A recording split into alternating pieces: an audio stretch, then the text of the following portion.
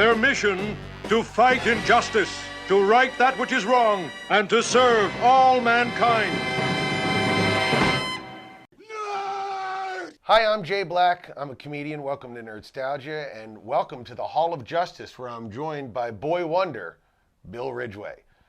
Here's this show. This is what we do. We look at something from our youth and decide whether or not it belongs in our brain. This week we are doing, and I'm getting to the getting because I think both of us feel the exact same way about this. We did Super Friends, and it was terrible. This was an awful experience for all involved. I'm warning you now. This video that you are currently seeing should be the only exposure to Hanna-Barbera's 1973 Super Friends. That's it. If you expose yourself directly to it, you will die. Can I add my stipulation now to this too before we get further? Yeah. Because I know I have put on my dollar store glasses. Oh, look at you. A new sponsor, $2. Oh, dollar store. Very nice. But we, again, Jim, I know we have about, 70, 80 people working on this? Yeah. Our research team is terrible. Yeah. Awful. And once again, I think we reviewed the wrong thing. Yeah. Because Super Friends, this is the 73-74. It was called Super Friends. It was so bad it killed Super Friends for 3 years. You look like Homer when Homer puts his... He's like every time you give him a tax form or something, he's like... When he's reading through Winning Lotto Numbers magazine. No, he's got him like this though when he's on there. It's like... All right, so go through it. I'm sorry. So then it came back in 77-78, which was the all-new Super Friends Hour. And that was the Wonder Twins one. Wonder Twins because powers. The sidekicks in this one, which we will go over, right, had to be brutally murdered, I'm guessing. I would hope so. I hope the first episode of that was those sidekicks being like buried. This goes on and on. Shallow grave. So then in 78-79, they rebooted again to challenge the Super Friends, which was the first Legion of Doom. They start bringing the bad guys in. With Lex Luthor. The world's greatest Super Friends was 79-80. Then it was Super Friends again, a new version of it, 80-83. Right. Super Friends, the legendary Superpowers was 83-84, and then there was one more version of it, Superpower Team Galactic Guardians. So that was the odd reboot. It was, I thought it was like this long show that they kind of added things to or there, but they're actually separate versions of each thing. It was obvious that they had just gotten done working on Scooby-Doo. Oh, yeah. Frank Welker does Scooby-Doo, and he did Wonder Dog and Marvin. Oh, there you go. So it's Hanna-Barbera. Mm-hmm. And it's the same exact voice guy doing. And Marvin is not a capable hero, I would say. Marvin is. What was the tryouts for Junior Super Friends? I have no idea, but I'm going to tell you this: they were dealing with some serious stuff. We're talking about trains exploding. Right. We're talking about nuclear power plants. A lot of nuclear power plants involved in this. The Junior Super Friends. What did the girl do? Did the girl even have a power? Wendy was like, I guess she was like Velma, right? She was just very inquisitive and trying to kind of like the school marm. Right, yeah. And she baked a cake. Again, the sexual politics. I'm surprised that Wonder Woman at some point didn't use super sewing, Right. It was, they were awful. But I kept waiting for the episode, somewhere in the episode, for it to be like for Superman lean over to Batman and be like, "I'm sorry, my niece and nephew had to be. They couldn't get a babysitter today. I had to bring them in. I'm so sorry." Because then you're like, "Oh, that's why they're there. We've all been there." You know what I mean? So you're wondering like, "Oh, they couldn't have. There was no merit that these people were there for." And at what point do kid sidekicks tap out? In all honesty, if you're at home and you're watching this in between capers and you're a ward of a rich person who brings you on adventures, at a certain point, once it gets too bad, don't be like, I'm already invested. I have to stop the Blood Skull King. Right. You don't. You go to school. Your job is to be. Wonder Marvin should be at school. This was the wrong episode. Yeah. It was everything about it was wrong. Superman was a dick this whole episode. He was the best. Because every time they went somewhere, he was carrying Batman's car with him in it. He had 7 of them at one time to get in there. Why did he need anybody else? Why was he bringing them? I have no idea. Was he lonely? But how emasculating to Batman. How terrible. He had Wendy on his lap the one time as they're flying across. It's like, hey, why don't you get in your 2-seater car with your boy ward, get Aquaman in there, and I'm going to fly us all there. This bold power move on Superman's part. It was real mellow for certain parts, and then it would get batshit crazy for 2 minutes, and then it would go back to real mellow again. That makes sense. It does make sense. So he breaks his leg, and an alien in a turtleneck shows up. loved that they were just like the aliens were dressed in 1970s fashions. Why not? The best part of that whole scene was that he's rocking, holding his knee, and he's like, "Oh, thank God you're here to help me." Like that would be your first response to an alien? Yeah. Well, it's like, well, I mean, that guy was pretty narcissistic. He was probably, you were probably here to see me ski. Right. So that guy steals his identity, and now we got to go through 40 minutes where we all know that the alien has stolen the identity, and that there's a mystery. It's a mystery I know the answer And to. 30 minutes of it is the kids. Oh my God. And he introduces himself as, was it Cedric? Sir Cedric. Sir Yes. Cedric. The only part of the show I liked was that name. I was like, Duran came from Barbarella. If I started a progressive band in the 80s, it would definitely be called Sir Cedric. I like that. He's a power pirate. He's stealing power. Okay. And the first thing he steals power from is, was it a locomotive? Yes, it was a train. He stole power from the train. From a coal-driven train, yes. Yes. I believe somehow. So, I could see why this alien's planet Right. is being destroyed Yes. because they're dumb as shit. I've examined the whole Earth. I just like how he just shows up at certain things they're fine with. There's no other people around at all. No. And it's just like, He's stealing the power from it. Yeah. And Superman goes, and he's not strong enough to stop the locomotive. course So I not. guess that whole thing about more powerful than a speeding locomotive, Right. bunk. within 3 minutes of the episode. It totally. This is not your dad's Superman. This Superman can't do crap. So he lands, and his solution is he rips up part of the track and he bends it up like this, and the train becomes a roller coaster. It goes, and it's not. I wanted to see it like derail and just fall. But even when like he's trying to stop it, they have his feet like kicking up all the things. So isn't the rest of the train coming behind after he's destroyed the tracks in front of him? Yeah, that derailed and everybody. I on know. it died. Sometimes I pick at these things, but that one just kind of jumped out at me. Bill, these are the questions that need to be asked. And then apparently he just rips up and then just places it right back down there like, I think that'll stay. I just want to see across this bridge. See, these are the questions I want asked at the press conference after everybody on that train died from Superman's intervention, where it's like. But every time we question these ridiculous things, I think of that. Like, picture this, like there's Comic-Con, there's a huge audience, and that one guy stands up with the microphone and asks them a question that's so ridiculous or nitpicking. So I don't want to be that guy. Bill, I'm going to tell you the difference.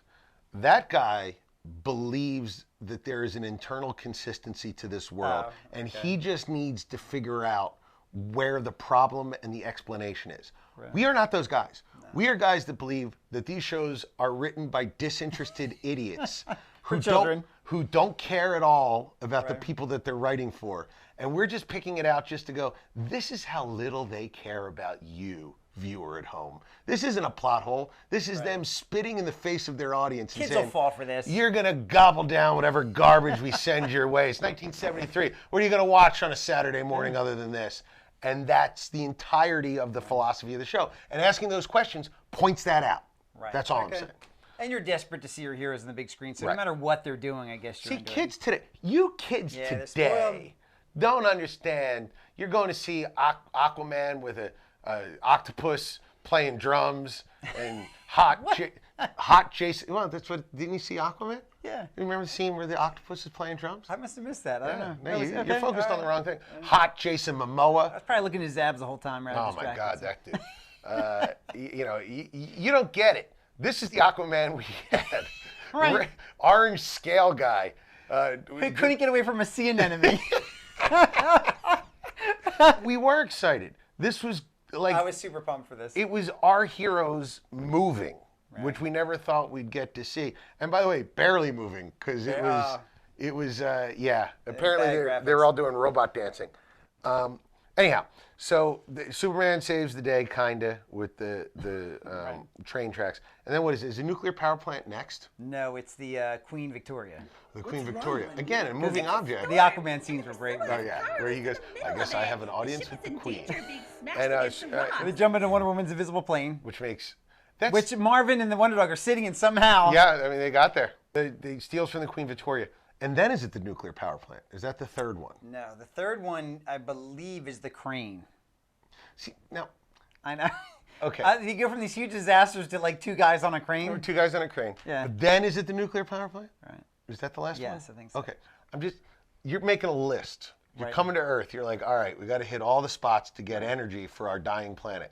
We have this thing that generates 1.8 billion gigawatts. Right. And that's a crane. Yeah. You go to the crane before the. But you have to give Batman and Robin something to do. I guess so. Yeah, because they don't. Oh wait, have no, it wasn't even that. There was the then there Wonder was the Twins, dam after that. Oh, there's the dam too. Yeah, there was a bunch. This was such a long episode. This is where they made a mistake too. The first 2 seasons were 43-minute long episodes instead of 22. So they stretch it out. Oh. The scene of them running after the guy through the power plant takes 5-10 minutes up. Let's just get to the end. Yeah, I'm all for it. They get to the well, end. Can we talk about Casey Kasem playing Robin? And didn't he play Batman too? No. I thought he did both voices. He just The guy did who did Robin. Batman played Batman for like years. That's because that was the voice for Batman in my brain. He did, and it's that's why it was still, even when we probably watched the 80s version of this, he was still the voice. Gotcha. So Casey Kasem is Robin. Was Robin. Would have been nice if every once in a while he was like, and counting down.